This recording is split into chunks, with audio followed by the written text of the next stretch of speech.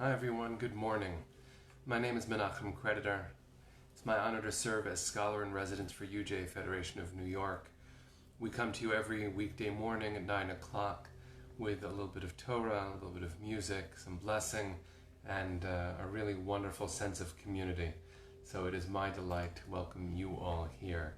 It's going to make sure that I can see who's here, and then we'll begin with a blessing for learning. So, I think we are good.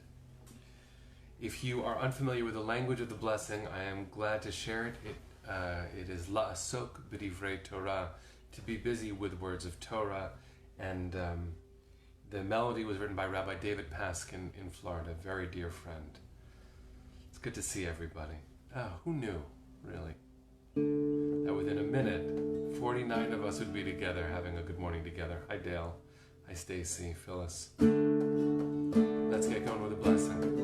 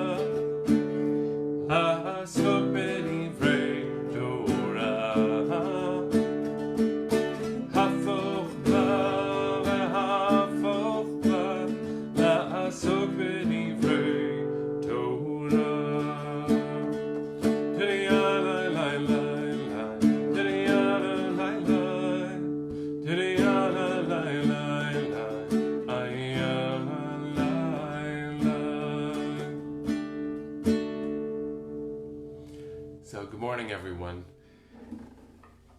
It's amazing. 96 of us here and it's only 9:03. Who knew we'd be able to do this? There are weird things that happen during a pandemic, man. Alright, so I have the pleasure of learning with a number of different groups through my work at UJA, and it is astounding to me. You can look at a text a million times, but the 1,001st time you look at a text, it can present something you just never saw the first 1,000,000 times you looked at it. There is one of my favorite books is by Rabbi Abraham Joshua Heschel. The book is called Man is Not Alone. I think if he were writing today, he probably would have said a person is not alone, but his book is a philosophy of religion and moral thinking. And many of us turn to him often when we have our own moral questions or when society feels like it's in trouble. Among the ways that I'm connected is that my father was one of the pallbearers at Rabbi Heschel's funeral. That doesn't give me any particular yichus, any particular personal connection, but the way that his words speak to my heart has always been deeply profound. And so I'm glad to share just a little bit of his thinking out loud with you right now.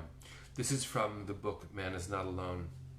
And instead of translating all of his words to be more contemporary, I'll just let him speak in his own voice, knowing that he would have grown through time too. A man entirely unconcerned with his self is dead. A man exclusively concerned with his self is a beast. I want to say that again. A man entirely unconcerned with his self is dead. A man exclusively concerned with his self is a beast. If I don't take care of me, I will not live. But if I don't take care of you, what's the point of my life?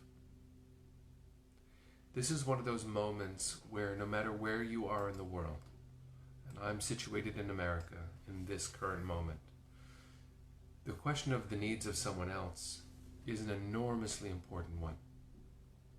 The social unrest that George Floyd's death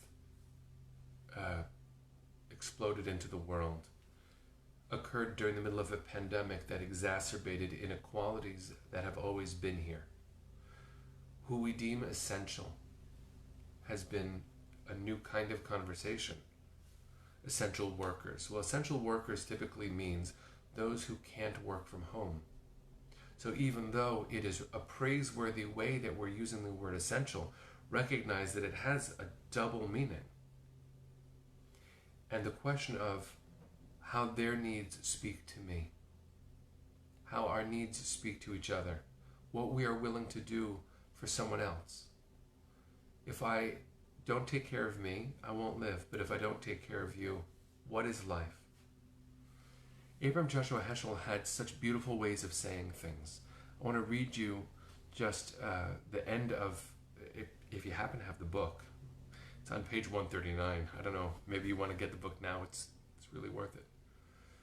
He said, the concern for others often demands the price of self-denial. So we can't say that the concern for others is on the same level as concern for myself. How much I care about you, it's a lot. It will never actually be as much as I care about me. That's what it is to have a self. I want me to be okay. And, my closest people, my children, my family, there are levels of care. But the question is, how much do I actually care about someone else? This is a societal moment where we'd better be asking that question. Within this week's Parsha, this Torah portion, we have so many things to point to. But what I want us to be able to do is see how Torah demands that we point beyond the self, that we look outside of ourselves, knowing that it is God's concern how my neighbor is doing. It is God's concern how I am doing, no matter the color of my skin. Because the image of God comes in black too. And so the needs of others have to become needs of my own. Heschel says elsewhere in this book that there is a shift from being, he doesn't mean animal in every way, but there's a shift from being an animal to being a human being. He elsewhere said, to be only human is to be less than human. When we excuse people's behaviors because, it's only human, that's not an acceptable way of thinking. To be only human, he said, is to be less than human. So what is it to be human? And he looks in the book of Genesis at a shift. There are so many things that happen in Genesis, but he said, Cain and Abel. Cain needed to ask, am I my brother's keeper? Because he didn't know. But when the story of Sodom and Amorah happens, Sodom and Gomorrah, Abraham looks at God and says, how dare you? They matter too. The reason why the phrase Black Lives Matter has to be said, and not all lives matter, is because until the life of a black person is a need of mine, then all people don't matter. In order for me to become fully human, the needs of someone else have to become needs I have, needs of mine. Is it the same, or should I erase myself? No, Heschel says that too. If I have no concern for my life, I'm dead. No, my life matters too. But that's not only true about me, that's true about every I, every self, which means your needs have to be inside of me too. There's room in any of us, in all of us, for needs beyond the self, and that is what makes us fully human. Why we're not rocks. Rocks will last, but who needs them? You are needed. And one of the biggest gifts here is that you can be happy in this way. In these days, finding joy is also a holy pursuit. Lifting our hearts is a holy pursuit. So what I wanted to say is that Heschel elsewhere said that happiness is the certainty of being needed. So let me reassure you, you are needed. You are. So is everybody. So we've got work to do. And let's use these moments of learning to fuel the work in the world that we are called to do.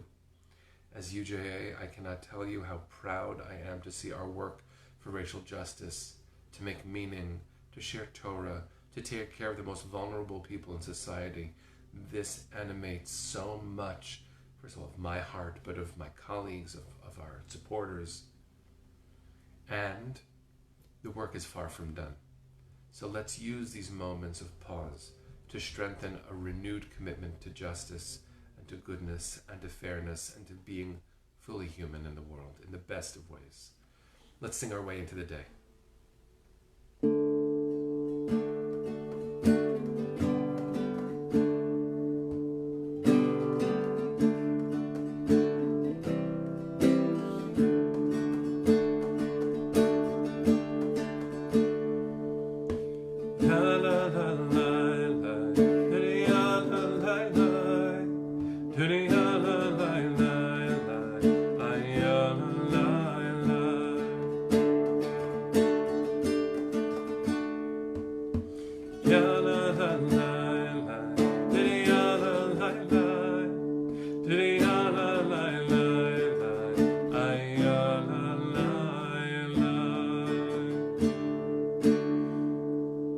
Take care, everybody. See you tomorrow at 9 o'clock.